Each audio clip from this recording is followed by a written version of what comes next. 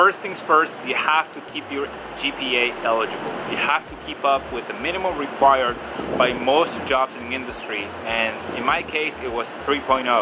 Now in your case, depending on what kind of engineering you do, but in general I like to say that engineering degrees, they require you to have at least a 3.0 GPA, cumulative that is, and that's gonna be just to make you eligible to apply for certain positions in certain companies.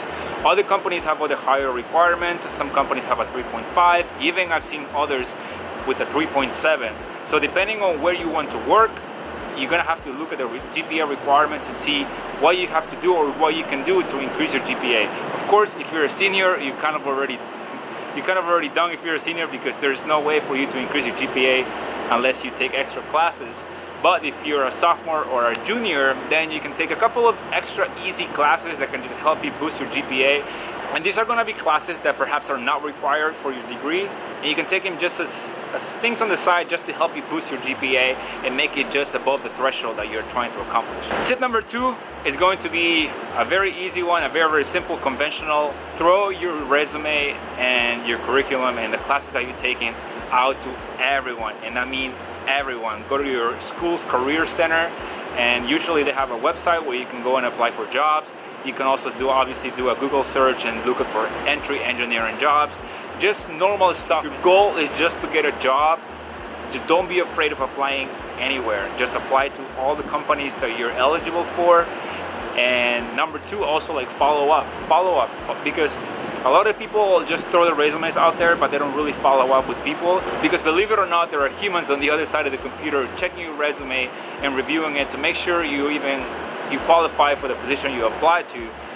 But if you follow up and you contact them on a regular basis, you're gonna get your name in the company, you're gonna get your name in their eyes, and they will be able to remember your name, hopefully, and then obviously give you a call if they need your services. Number 3 is going to be another conventional one. Make friends with as many people as possible. Now this may be a little hard if you're an introverted person, but I guarantee you it's going to pay off. You don't know who, especially with the people that are graduating. If you're a junior or if you're a sophomore in engineering, make friends with people that are graduating that year.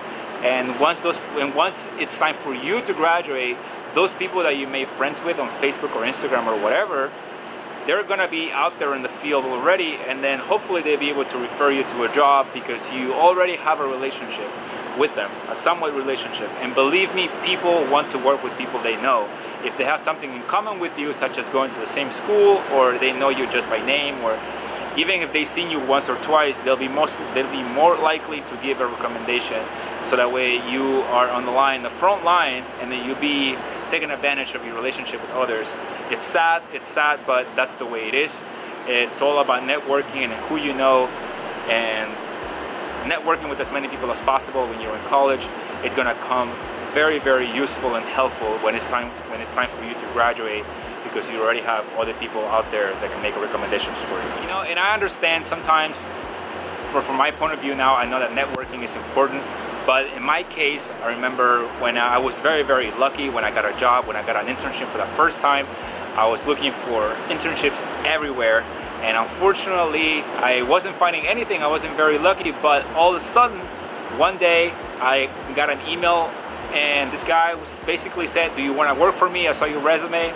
And of course, I said, nothing else is coming my way, so of course, I would love to work for you. And I lucked out because this company or this organization was near my home here in Washington, D.C.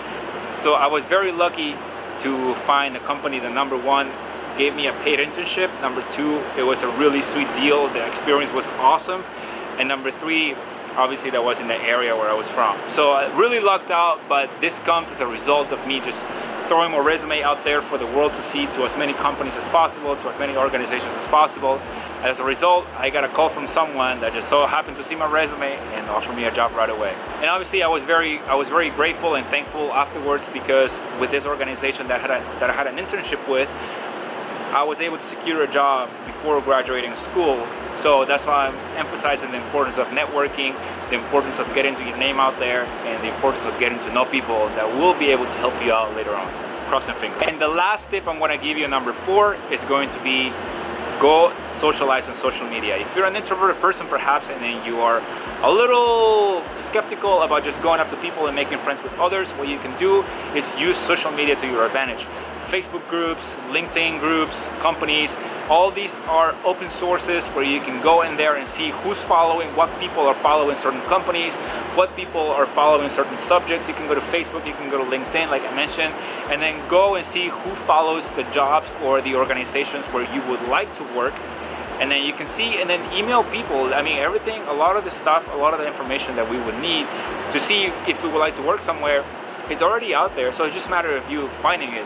So what I would do is I would go to the LinkedIn or Facebook pages of companies where I would like to work, and I would start getting my name out there and start perhaps even emailing or messaging people that have positions in those companies, and of course also recruiters.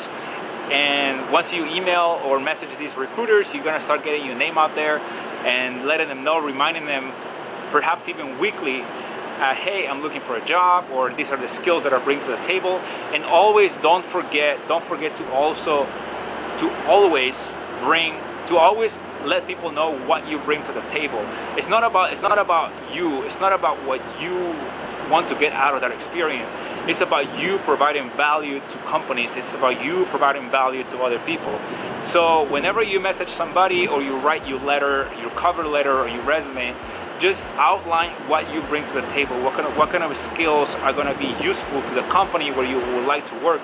Think about it, like what's in it for you. If somebody came to you and asked you, hey, can I have a job? You'll be wondering, okay, what do you bring to the table? Why do I need you?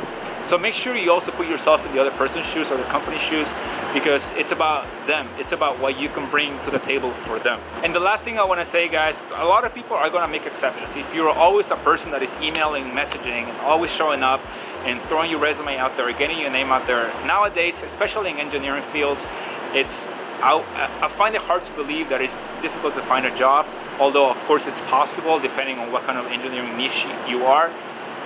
But for mechanical engineers at least, there's no reason, or maybe there are many reasons, but my point is the chances of you getting a job upon graduation, assuming your GPA is good enough and you pass a very basic background check, I definitely see that chances of you getting a job very, very high, because mechanical engineers their knowledge is so broad, and they're used in many different fields: IT, economics, computer science, program management. Obviously, they're making valves, pumps, compressors, automotive industry, aerospace industry. So there are many places where you'll be able to look into and potentially get a job. So keep getting your name out there, keep emailing people, keep messaging people, and I can assure you, I guarantee you, you'll be able to find a job before graduation. But of course, the sooner you start the process, the better.